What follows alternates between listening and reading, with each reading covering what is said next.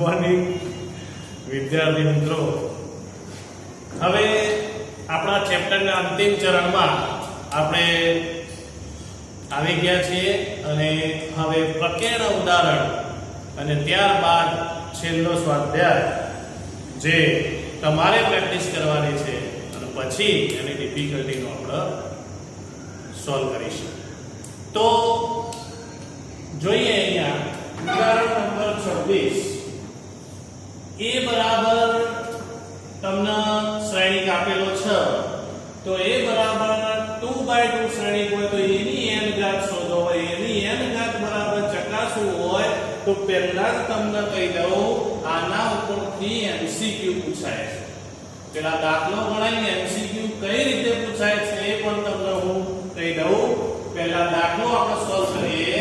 તો a ની n ઘાત જો મારે લાવી હોય તો a વર્ગ a નો ઘન a ની 4 ઘાત કરવી પડે અનંત સુધી, પણ એ આપણા માટે શક્ય નથી. તો આપણે ભણી ગયા 11માં ગાણિતીય અનુમાનનો સિદ્ધાંત P1 Pk Pk +1. તો અહીં આગળ ગાણિતિક અનુમાનના સિદ્ધાંતની મદદથી પહેલું જ જે આપણે સાબિત કરવાનું છે તેની કન્ડિશન યાદ કરો. એને આપણે Pn કહેતા હતા. a ની n ઘાત બરાબર cos n theta sin n theta minus sin n theta અને cos n થીટા, જ્યાં n belongs to n. તો આ થઈ ગયો તમારો Pn. હવે પહેલી કન્ડિશન n બરાબર 1 માટે આપણે કહેતા હતા P1 સત્ય છે, એટલે કે જો હું 1 મૂકું તો a મળવો જોઈએ. ચલો a ની 1 ઘાત મૂકું તો a બરાબર જો n છે ત્યાં 1 મૂકો એટલે cos theta sin theta minus sin theta અને અહીંયા cos થીટા. એનો મતલબ a જેટલો આવી જાય છે એટલે પરિણામ નંબર 1 સત્ય છે. એટલે એનો મતલબ એવો થયો પહેલી કન્ડિશન P1 સત્ય છે. એટલે આ પહેલી કન્ડિશન આપણી પૂરી થઈ. બીજી સ્વીકારતા યાદ કરો. તો n બરાબર k માટે pk સત્ય છે જ ભાઈ. તો pk સત્ય છે એવું સ્વીકારી લઈએ તો આ બની જાય તમારું પરિણામ નંબર 2 કે pk ની વેલ્યુ એટલે કે a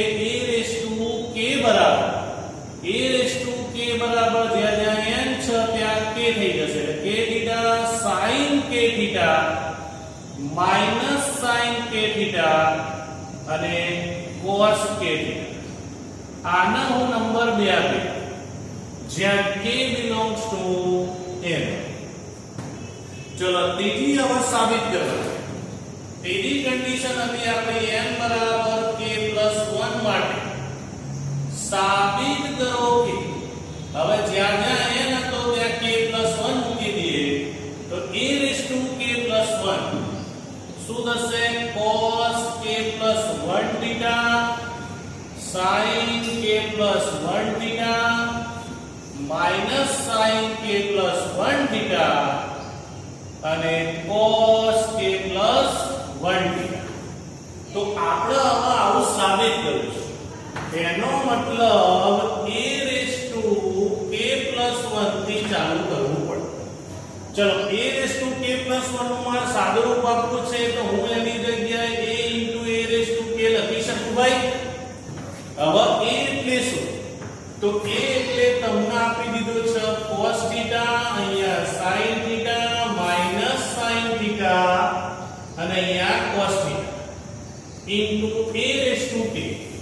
k એટલે આપણી પાસે પરિણામ 2 આપી દીધું cos k theta sin k theta minus sin k theta અને cos k થીટા.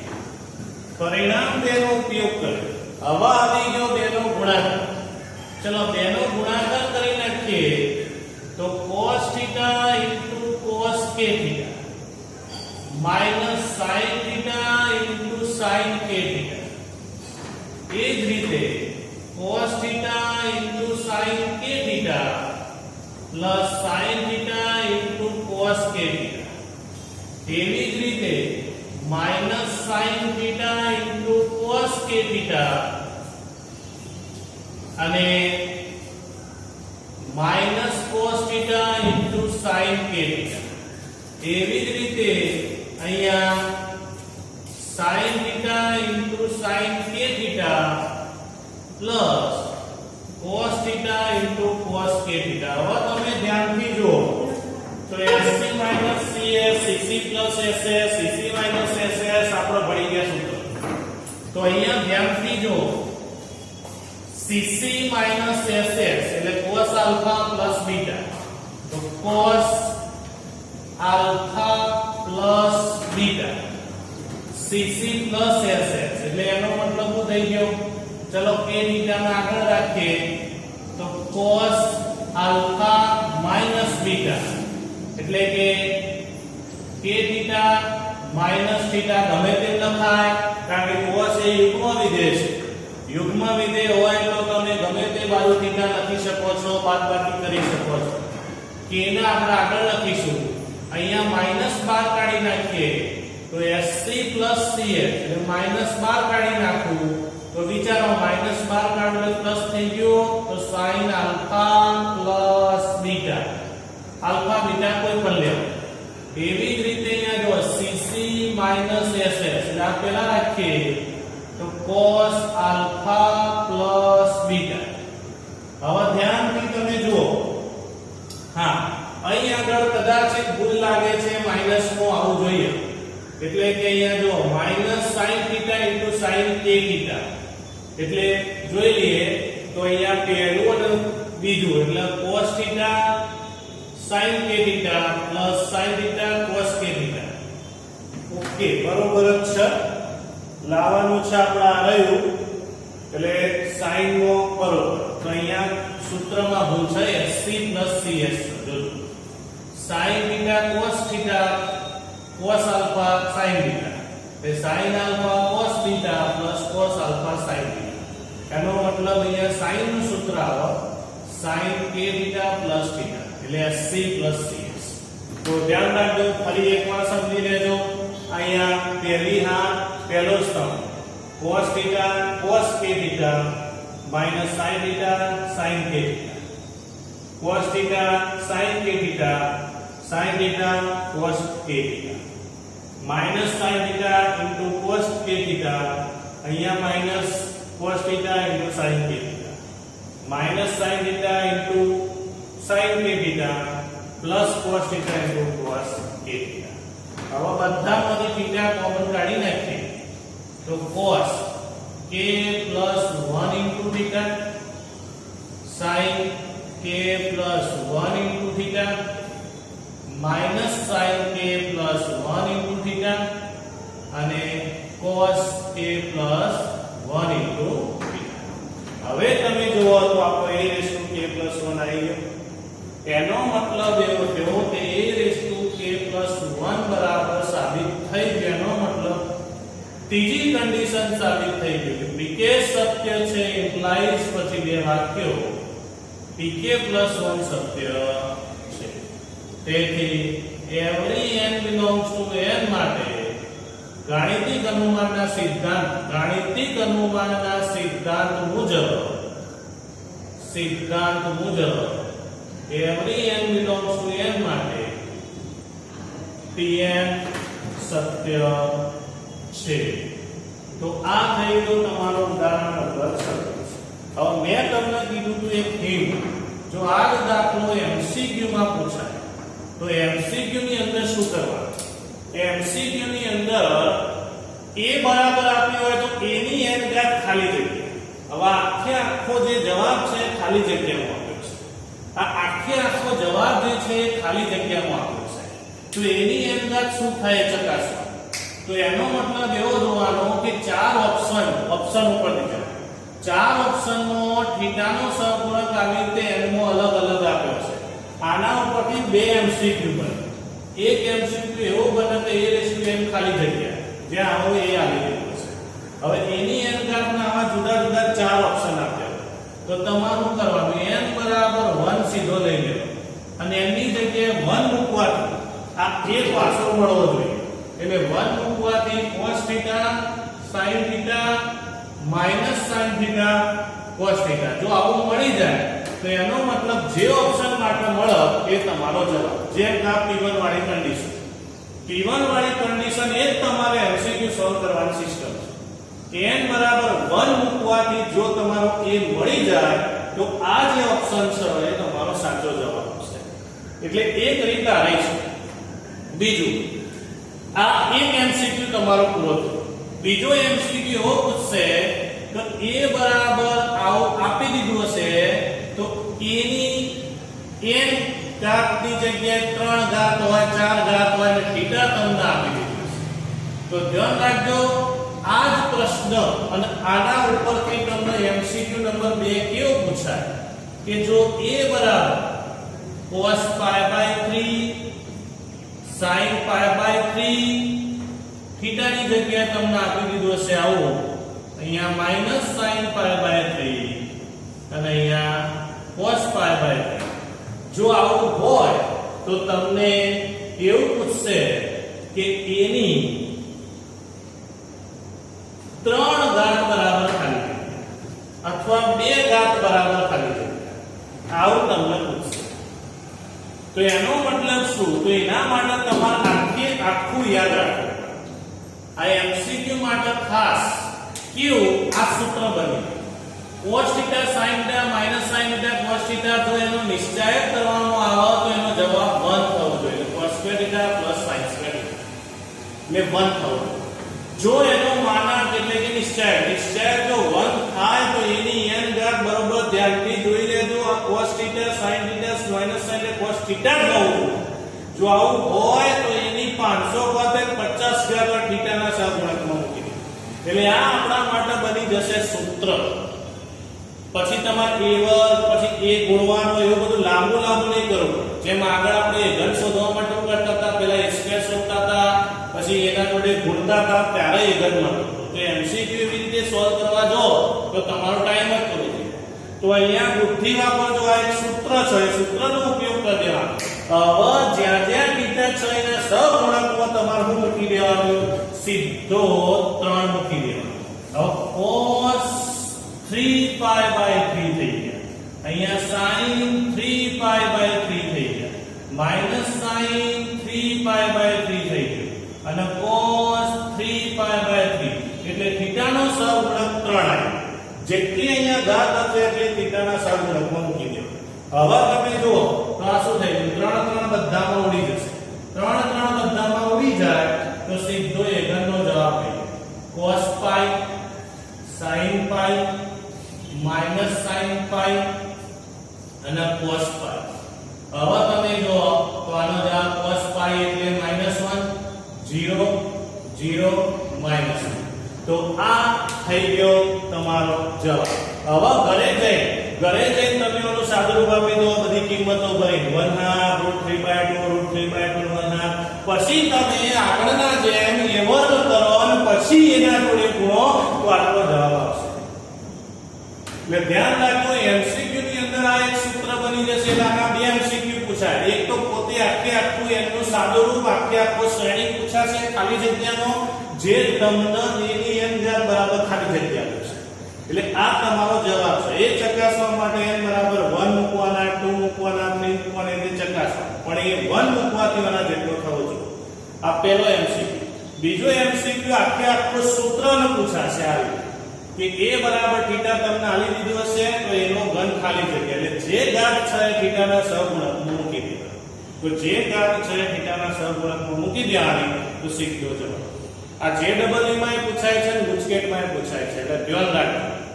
આ થિયરી છે એ આપણા માટે સૂત્ર બની જશે.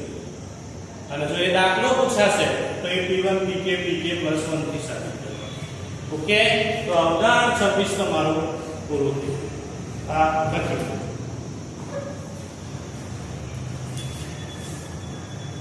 જો નેક્સ્ટ દાખલો ઉદાહરણ નંબર 27. ઉદાહરણ નંબર 27 માં a અને b સમાન કક્ષાવાળા સમમિત શ્રેણી હોય આ કન્ડિશન તમને આપી દીધી. સમમિત શ્રેણીની કન્ડિશન આપી દીધી એનો મતલબ આપણને એનું સૂત્ર યાદ હોવું જોઈએ. અને સાબિત કરો એટલે અહીંયા બંને તરફ સાબિતી આપવાની. AB સમમિત હોય તો અને તો જ એટલે બંને તરફ સાચું. a અને b નો ગુણાકાર માટે ab બરાબર ba થવો જોઈએ. બીજી વખત ab બરાબર ba લઈને ab ને સબમિટ કરો.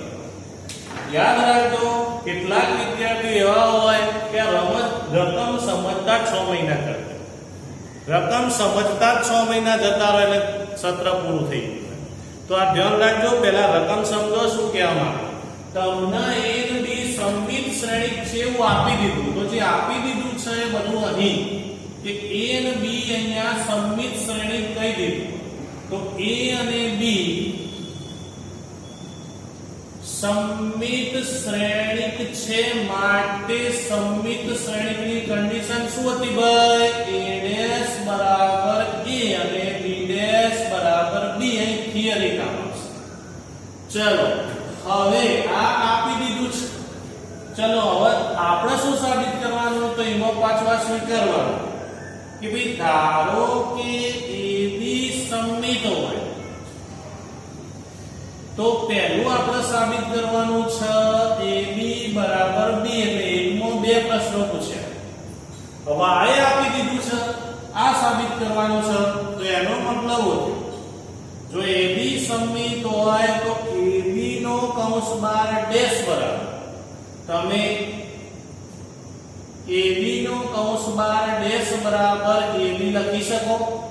એનો મતલબ AB નો કૌંસ બાર ડેશ બરાબર AB ને નંબર 1 આપી દઉં. તથા આપણી પાસે તો AB ડેશ નું સૂત્ર છે કે ભાઈ AB નો ડેશ બરાબર નિયમ ભણ્યો તો B ડેશ A ડેશ થાય છે. પણ B ડેશ A ડેશ થયું તો B ડેશ ને A ડેશ તો આપણા માટે સમમિત છે. તો B ડેશ ની જગ્યાએ હું B લખી શકું અને A ડેશ ની જગ્યાએ હું A લખી શકું. એટલે આનો ઉપયોગ થઈ ગયો. એટલે આ તમારા માટે થઈ ગયું પરિણામ નંબર 2. તો દાખલો બરોબર સમજી લેજો. આનો ઉપયોગ કર્યો આપણે અહીં અને આ સમમિત શ્રેણિકની કન્ડિશનનો ઉપયોગ કર્યો અહીં. એટલે આના કારણે આપણે આવું લખી શકીએ છીએ અને આ સૂત્રના કારણે આપણે આવું લખી શકીએ છીએ. AB નો કૌંસ બાર ડેશ બરાબર આપણે ભણી ગયા a raised to b raised to t ને a raised to t એ લખી શકાય.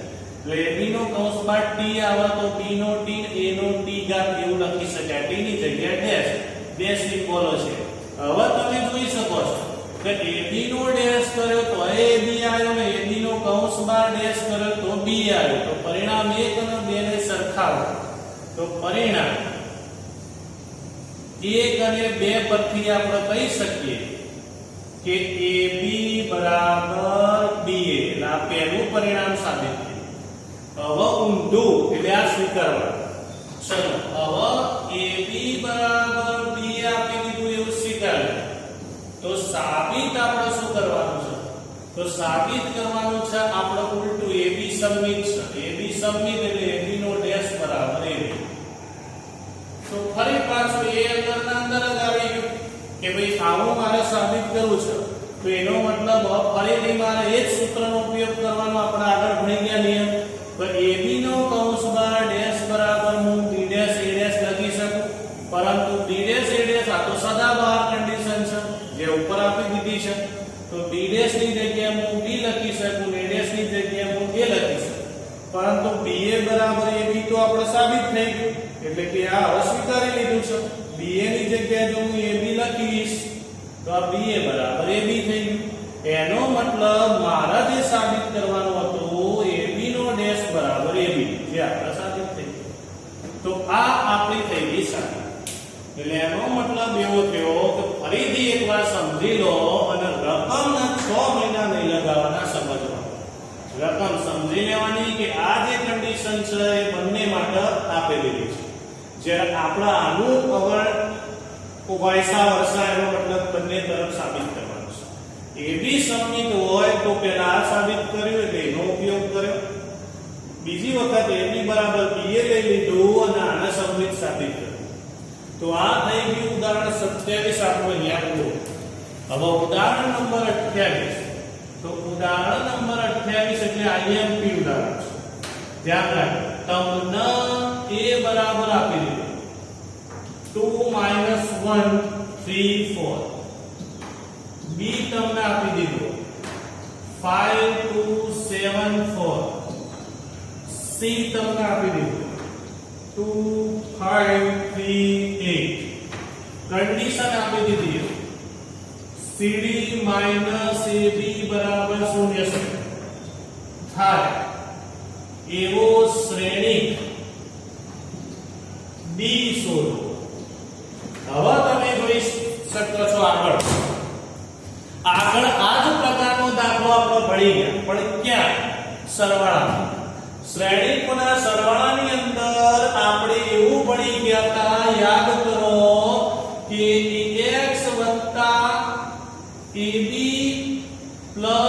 3x = 0 શ્રેણિક તો x ન કરતા જ્યારે અહીંયા એના જેવું જ છે તો d ન કરતા પણ બંનેમાં ડિફરન્સ શું છે અહીંયા કે ઘણા બધા વિદ્યાર્થીઓ લોચા મારતા હોય છે। યાદ રાખજો સરવાળા શ્રેણિકના સરવાળાની અંદર જ્યારે આપણે કોઈ શ્રેણિકના કરતા બનાવીએ છીએ એ શ્રેણિકનો સહગુણક અચળ હોય છે અને જે શ્રેણિકનો સહગુણક અચળ હોય એનો ડાયરેક્ટ શ્રેણિક કરતા બનાવાય પરંતુ અહીંયા શ્રેણિક d શોધવાનો છે પણ d નો સહગુણક એક શ્રેણિક છે અને જો કોઈ શ્રેણિકનો સહગુણક શ્રેણિક હોય તો એ શ્રેણિકને તમે આના જેમ ડાયરેક્ટ કરતા બનાવી શકતા નથી। અહીંયા તમારી વિકેટ 0 એ ડાઉન થઈ જશે આ ધ્યાન રાખો। રકમની અંદર જ્યારે પણ આને શ્રેણિક કરતા બનાવવાના દાખલા કરે શ્રેણિક શોધો શ્રેણિક કરતા બનાવીને શોધો x શોધો z શોધો y શોધો પણ એનો સહગુણક શું છે પહેલા જોઈએ। કોઈ પણ શ્રેણિકનો સહગુણક અચળ હોય તો એ આગળનો ભાગ થઈ ગયો શ્રેણિકોના સરવાળા તો એમાં ડાયરેક્ટ તમે x ના કરતા બનાવી શકો છો અને 1/3 જતો રહે છેદમાં। જ્યારે શ્રેણિકનો સહગુણક પોતે શ્રેણિક હોય તો તમે એવું કરી શકતા નથી d ને કરતા બનાવી શકાય નહીં। તો હવે સાહેબ કરવું શું તો આ ધ્યાન રાખજો ડિફરન્ટ મેં સમજાવી દીધું હવે ભૂલ કરશો તો એ તમારી જવાબદારી રહેશે તો ધ્યાન રાખજો। હવે અહીંયા મારા શોધવો છે d તો d શોધવા માટે તમે d ને કરતા બનાવી શકતા નથી તો જ્યાં જ્યાં d હોય એના જોડે c રહેશે જ કારણ કે c એ શ્રેણિક છે કોઈ અચળ સંખ્યા નથી તો પહેલું કામ અહીંયા cd - ab બરાબર 0 શ્રેણિક આપેલો 0 શ્રેણિકમાં ગમે તે ઉમેરો કોઈ ફેર ના પડે એટલે cd બરાબર ab સામે લાવી દેવાના। હવે જેની વેલ્યુ આપી છે જેની વેલ્યુ આપી છે લખીશું અને d નથી આલે તો આપણે બાકી રાખીશું તો એ d શોધવો તો પડશે ને।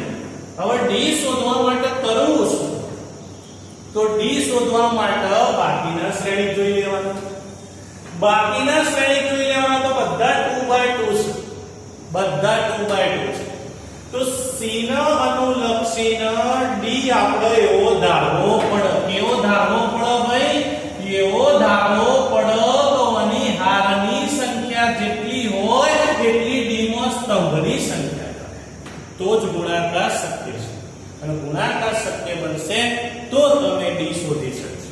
તો d શોધવા માટે c ઉપર આધાર રાખો c કેવા પ્રકારનો શ્રેણિક છે 2/2 બધા 2/2 બધા 2/2 તો એનો મતલબ d એ 2/2 ધારવો પડે તો એનો ગુણાકાર શક્ય છે। તો 2/2 માં હું 4 ઘટક ધારી લઉં d ના a b c d અને એ ધાર્યા પછી હું આની અંદર કિંમત ભરી દઉં તો c ની વેલ્યુ 2 5 3 8 into d એટલે a b c d બરાબર a b એટલે 2 - 1 3 4 અને into 5 2 7 4। હવે સામે ગુણાકાર કરીને ભણી ગયા શ્રેણિકોની સમાનતા સામે સમીકરણો બનાવીને સમીકરણો ઉકેલીને a b c d શોધી નાખો એટલે તમારો d મળી જાય। તો આ દાખલો MCQ માં પણ પૂછાય છે યાદ રાખજો JEE માં પણ પૂછાય છે આ જ વસ્તુ MCQ માં પૂછાય તો એ રીત બદલાઈ જાય ત્યાં જવાબ ઉપરથી abcd પહેલા ધારી લેવાનો અને આના જોડે ગુણાકાર કરી દેવાનો ગુણાકાર કરવાથી સામેના જેટલો જવાબ આવવો જોઈએ એટલે ab નો ગુણાકાર પહેલા કરી દેવાનો એનો જે ઘટક આવે છે એ આના ગુણાકાર સાથે બંધ બેસતો આવવો જોઈએ. એ MCQ પરથી જવાબ મળ્યો. જ્યારે અહીંયા રીત છે એટલે હું રીત શીખવાડું છું. રીતની અંદર ABCD ધારી લેવાનું. તો એના ઉપરથી તમને સમીકરણ બનશે 2a 5c 2b 5d 3a 8c 3b 8d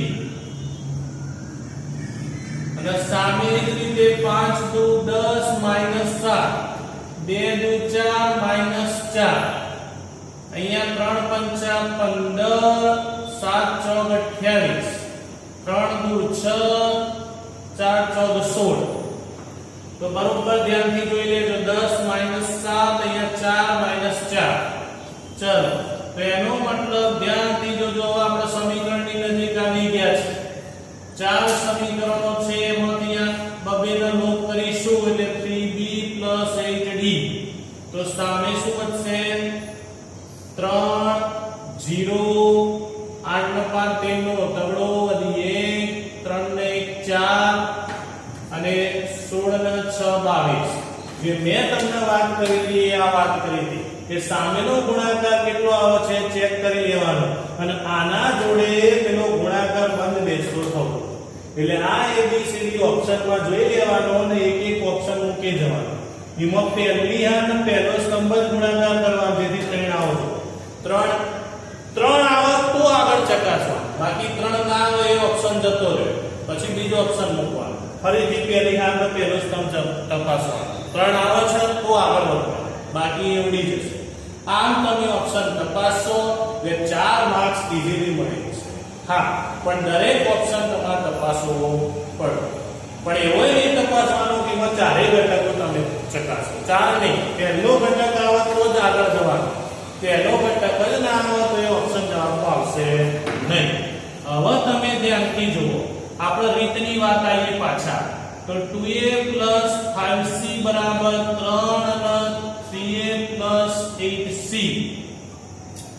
3a 8c બરાબર 43 એટલે એક સમીકરણ નંબર આ બન્યું, એક સમીકરણ નંબર આ બન્યું. એવી જ રીતે 2b 5d બરાબર 0 અને 3b 8d બરાબર 22. આના નંબર 3 આપો, આના નંબર 4 આપો. હવે તમે જો 1 અને 2 નો લોપ કરી દેવાનો, 3 અને 4 નો લોપ કરતા. હવે 1 અને 3 નો લોપ કરીએ તો અહીંયા કોને ઉડાડીશું? ઉલટ ઉડાડવા છે. તો આને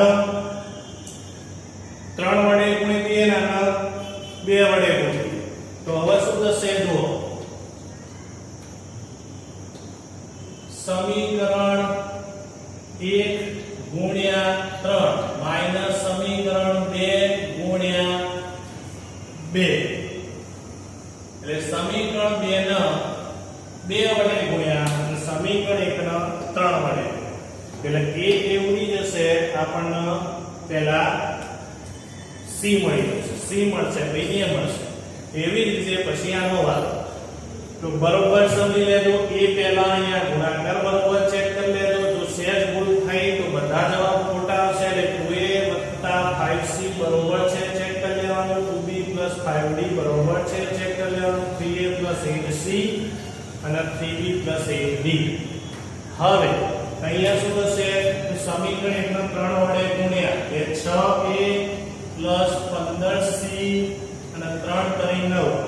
અહીંયા 6a 8 દુ 16c અને 43 દુ 86. ઓકે, તો 4 દુ 8 3 દુ 6. હવે જોઈન માઈનસ માઈનસ માઈનસ આવડી ગયા.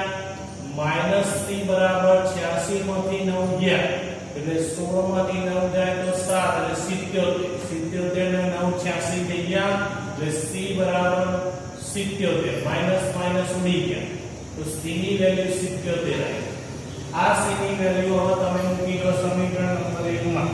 સમીકરણ નંબર 1 માં મૂકતા તો સમીકરણ નંબર 1 માં મૂકો એટલે 2a 77 ગુણ્યા બરાબર 3 એટલે આનો મતલબ 2a પ્લસ 7 પંચા 35 નો પાંચડો વધી 3 7 પંચા 35 ને 3 38 385 એટલે 2a બરાબર 385 માંથી 3 જાય એટલે -382 ભાગ્યા 2 કરો એટલે અહીંયા મૂકી જશે 2 એકા 2 એટલે 2 નવા 18 2 એકા 2 એટલે -191 તો a ની કિંમત આવી ગઈ -191 c ની કિંમત આવી ગઈ 77 હવે એ જ રીતે અહીંયા જો એ જ રીતે 2b + 5d બરાબર 0 છે હવે માની લો કે અહીંયા તમારે લોપ નથી કરવો તો ગમે તે એકના કરતા બનાવીને તમે મૂકી શકો છો એટલે અહીંયા આપણે લોપ નથી કરતા તો સમીકરણ 3 માંથી હું d ના કરતા બનાવી દઉં તો 5d બરાબર 0 5d બરાબર -2b તો એનો મતલબ d બરાબર કેટલા થયા 2/5d આની કિંમત સમીકરણ 4 માં મૂકતા ની કિંમત સમીકરણ 4 માં મૂકતા સમીકરણ 4 માં મૂકો તો અહીંયા 3b - 8 દુ 16 d બરાબર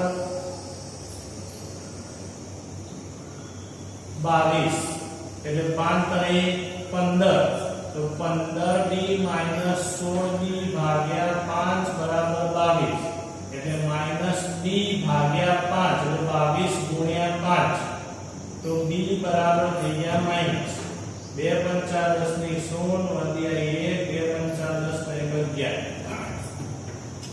22 પંચા 110 -110 આયા એ ગમે તે એકમાં ભરી દો એટલે આની કિંમત આમાં ભરી દો એટલે d ની વેલ્યુ શું થઈ જશે -2 પંચમાં એટલે માઈનસ અને માઈનસ પ્લસ થઈ ગયા માઈનસ અને માઈનસ પ્લસ થઈ ગયા એટલે 2 પંચમાં ગુણ્યા 110 ભાગ્યા 5 કરો 5 દુ 10 એટલે પાછાની 22 જ વધવાના 22 પંચા 110 છે એટલે તો 2 ગુણ્યા 22 એટલે 22 દુ 44 તો અહીંયા જો 5 5 ઉડી ગયા d ની કિંમત આવી ગઈ 44 હવે a b c અને d ધ્યાનથી જો બધા મળી ગયા તો a b c અને d જે મળ્યા એ a b c d ની કિંમત ભરી દેવાની તમારા નિશ્ચય આ શ્રેણી તો શ્રેણીની અંદર હવે તમે જોઈ શકો છો કે d બરાબર જે આપણે શોધવાનો હતો ત્યાં a ની કિંમત કેટલી મળી 191 b ની કિંમત કેટલી મળી -110 c ની કિંમત કેટલી મળી તો c ની કિંમત આપણી પાસે મળી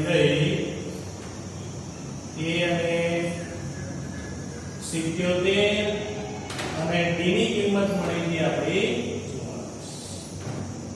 તો ફરી એકવાર સમજી લો રીતની અંદર આ દાખલો 3 માર્ક્સમાં પૂછી શકાય રીતની અંદર આપણે આ દાખલો 3 માર્ક્સમાં પૂછી શકાય એટલે સમજી લેજો ધ્યાનથી તો ફરી એકવાર આટલું સમજો તો પહેલો ડિફરન્ટ મેં કીધું કોઈ પણ શ્રેણીનો સહગુણક શ્રેણી કાઢો તો જ તમારે એ શ્રેણી ધારવો પડે શ્રેણીનો સહગુણક કોઈ અચળ આવે તો ડાયરેક્ટ તમે કરતા બનાવી શકો છો પછી એ શ્રેણીની ધારવા જરૂર નથી તો બાકીના અન્ય શ્રેણી પ્રમાણે આ ધારી દીધો તો 2/2 માં ધારી દીધો સમીકરણ મેળવી દીધું 4 સમીકરણ બની ગયા આટલા સુધી તમારું કામ સરળતાથી હશે અહીંયા લોપ કરતી વખત ધ્યાન રાખજો કે લોચા ના કરો તો અહીંયા a અને b એટલે કે સમીકરણ 1 અને 2 નો લોપ કર્યો લોપ કરતા અહીં c મળી ગયો એ રીતે b અને d શોધી નાખ્યો બધા શોધાઈ ગયા ભાઈ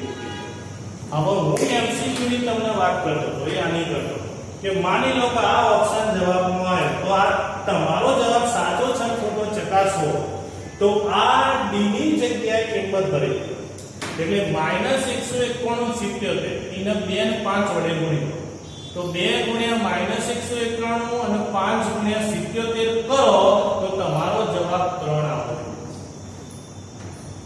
એટલે એનો ગુણાકાર કરીને તમારે ચકાસવું પડે તો એનો જવાબ 3 આવશે એટલે પહેલી હાર અને બીજો સ્તંભ જ્યારે b ને d ની વેલ્યુ લેશો તારા એનો જવાબ 0 આવશે. તો આવા 4 ઓપ્શન હશે. તો એવા ઓપ્શન તમારે તપાસવા પડે જો JEE ની અંદર પ્રશ્ન પૂછાય. ઓકે, તો અહીં આગળ આપણા પ્રકીર્ણ ઉદાહરણ થાય છે પૂરા. સ્વાધ્યાયની અંદર આવા દાખલાઓ તમને આપેલા હશે એ ચેક કરજો, આજે ગણજો, મતજો. ના આવડે એની ડિફિકલ્ટી હોય એ દાખલાઓ મને WhatsApp કરજો. Okay, clear? તો આ મારા તરફથી ચેપ્ટર પૂરું, તમારા તરફથી બાકી. ક્લિયર? જો આપણે પ્રકીર્ણ ઉદાહરણ 28 સુધી બધું જોઈ લીધું. હવે તમે જો કોના જેવો દાખલો, તો સ્વાધ્યાય 3 જો. દરેક જણ ચોપડીમાં જુઓ તો સ્વાધ્યાય 3 ની અંદર પહેલો અને બીજો દાખલો, પહેલો, બીજો અને ત્રીજો જે દાખલો, આ 3 દાખલા છે એ P1 PK PK પ્રશ્ન. ગાણિતિક અનુમાનના સિદ્ધાંતની મદદથી પહેલો, બીજો અને ત્રીજો ચકાસવાનો, સાબિત કરવાનો. ચોથો દાખલો અને પાંચમો દાખલો, એ ચોથો દાખલો છે ઉદાહરણ 27. એટલે કન્ડિશનનો ઉપયોગ કરવાનો અને આગળ એક MCQ તમે મને ડિફિકલ્ટીમાં આલે તો આગળના સ્વાધ્યાયમાં એમાં એ જ MCQ ના જેવો છે. કૌંસ બાર સીધો ડેશ કરીને વિસંમિત સાબિત કરવાનો છે. આવડે તો ગણજો, ના આવડે તો હું શીખવાડીશ. એટલે ચોથો અને પાંચમો એ પ્રકારે છે. છઠ્ઠો જે દાખલો છે એમાં કન્ડિશન આપી છે AS * A બરાબર I, એની સામે સરખાવશો એટલે આવા સમીકરણ બનશે. ઉદાહરણ 28 મુજબ સમીકરણ બનશે, એમાંથી x y z ના કરતા બનાવી દે. સાતમો દાખલો પણ સેમ એના એક બધાનો ગુણાકાર કરીને સામે 0 જોડે સરખાઈ દેવાનો. એટલે સમીકરણ બનશે એમાંથી x ના કરતા. હા, પહેલા પાછળના બેનો ગુણાકાર તો આગળના બેનો ગુણાકાર, એ રીતે ગુણાકાર કરીને સામે સરવાળો. IMP 6 સાતમો દાખલો. આઠમો દાખલો એ જ રીતે બધાનું સાદુરૂપ આપીને સામે 0 જોડે સરખાવવાનો. સાતમો અને નવમો એક જેવો છે. સાતમો અને નવમો એક જેવો છે. અને 10મો દાખલો છે એ એકદમ ઈઝી દાખલો છે, પણ એક કુટ પ્રશ્નમાં આલ્યો છે. આગળ જે કુટ પ્રશ્નો આપણે ભણ્યા એના જેમ્સ નિશ્ચયક બનાવી દેવાનો અને પછી એની ગણતરી કરવાની. ઓકે, પાછળનું પેજ જોશો એટલે 11મો દાખલો ફરી આવી જવાના જેવો જોઈ લો. તો 11મો દાખલો અહીંયા બધા 2/2 ધાર્યો, તો x તમારો એવો ધારવાનો કે જેથી આનો શ્રેણી તમને ગુણાકાર મળે. તો x ની અંદર તમારે અહીંયા સ્તંભની સંખ્યા જોવો તો 2 છે. સ્તંભની ઘટકોની સંખ્યા 2 છે, તો અહીંયા હારની સંખ્યા 2 હોવી જો હારના ઘટકો, એટલે હારના ઘટકોની સંખ્યા 2 હોવી જોઈએ. એટલે એનો મતલબ શું થયો કે સ્તંભ જે છે એ 2 સ્તંભ હોવા જોઈએ. 2 સ્તંભ હોય તો હારના ઘટકો 2 થાય. એટલે સ્તંભ 2 હોવા જોઈએ. તો હાર કેટલી બનશે? તો હાર તમારે જોવાની આના ઉપરથી કક્ષાઓ ગણી લેવાની. કક્ષાઓ ગણતા મેં શીખવાડી દીધી.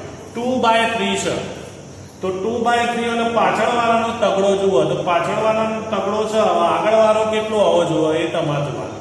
એટલે ધ્યાન રાખજો, અહીંયા x બરાબર 3/2 માં તમે ABCD ધારશો તો એ શક્ય બનશે, અથવા શું ધારવાથી સામે 2/3 થાય છે એ બુદ્ધિથી તમારે વિચારવાનું, આજે તમારે મથવાનું. ઓકે, ચલો 12મો દાખલો જુઓ. એ પણ એ રીતે તમારે ચકાસવાનો છે. આવડે તો ગણજો, નહીંતર હું શીખવાડીશ. એટલે આજે તમારે મથવાનું છે સ્વાધ્યાયની અંદર. ના આવડે એની ડિફિકલ્ટી હું સોલ્વ કરાવીશ. ઓકે, તો આટલા સુધી આપણે રાખીએ.